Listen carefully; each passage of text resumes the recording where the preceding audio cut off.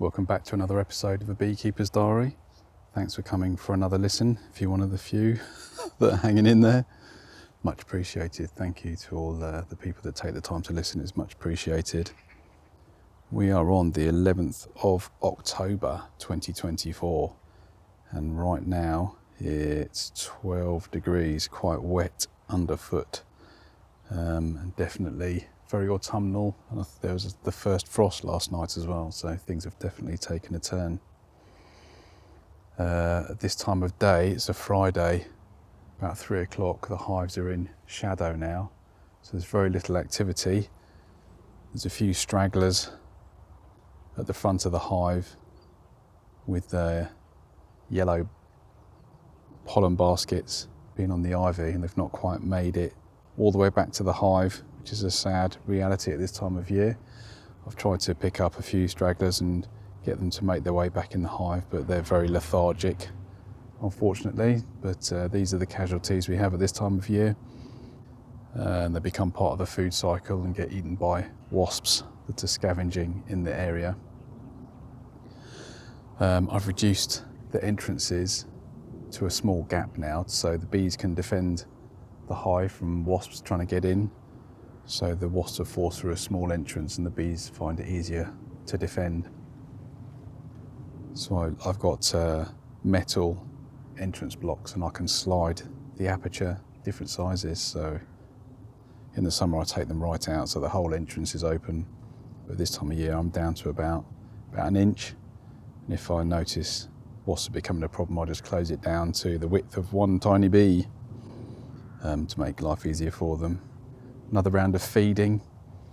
I've put 4.5 kilos in each hive. They're both weighing pretty even now, and the method of letting them have full access to the feeder covered in hay seems to be working. There's no mould. The bees are scuttling about, and it seems to be working at the moment. It's a bit of a slow process topping it up so you don't catch any bees snoozing. Just distracted by the bird song. There's got a wagtail flying overhead as we speak. Gosh, that's a grey wagtail. Wow, beautiful yellow chest. How nice is that? Fantastic. I'm totally distracted by the nature now. I had a buzzard overhead a minute ago, and then that caused the skylarks to start alarm calling in the area, so it's nice to know the skylarks are still about, keeping their heads down. So yellow wagtail, that's a new tick for the area. And jackdaws have been flying around as well, so that's quite nice. So yes, feeding. Full top up in each hive. It's probably at the limit of where we can feed liquid now. I think it's going to be a bit too cold. The bees probably will stop taking it down, and then we'll have to see where we're at and maybe use some solid feed later in the year. I think I've just sold the last of my runny summer honey, which is nice. It's been a bumper year for me. I'm well in profit for the season, so that's good for me, and I shall split it with my wife. As fair's fair. And I've got quite a few buckets of solid honey. Some oilseed rape honey is solid in buckets in my garage, and I'm going to learn how to cream the honey so it becomes, instead of being sort of crunchy and granular, you create a smooth, buttery, thick honey that then I shall sell that over the winter. So I'll just have to wait for, probably now the temperature is suitable. It has to be below 14 degrees apparently to get a nice creamed honey.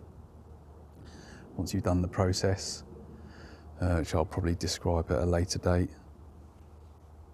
So yeah, that's I've got a good amount of that, so that'll be something to keep me busy, other than all the usual maintenance and stuff that I forget to do until spring and then regret it and have to do it all at the last minute, just before I need all the equipment. So yeah, nice little check-in from here today. I'm just looking out over the where the sun's hitting the fields. Sharp contrast with the shade that I'm standing in now with wet, dewy feet. But I can still see the bees off foraging, just in smaller numbers, and doing their best to make it back before it gets too cold. Just heard a goldfinch flying past as well. I don't know if this microphone picks any of it up, but it's nice to observe it as it passes by. So thanks for listening again, and I may check in next week. Let's see how we go. Have a good week. Laters.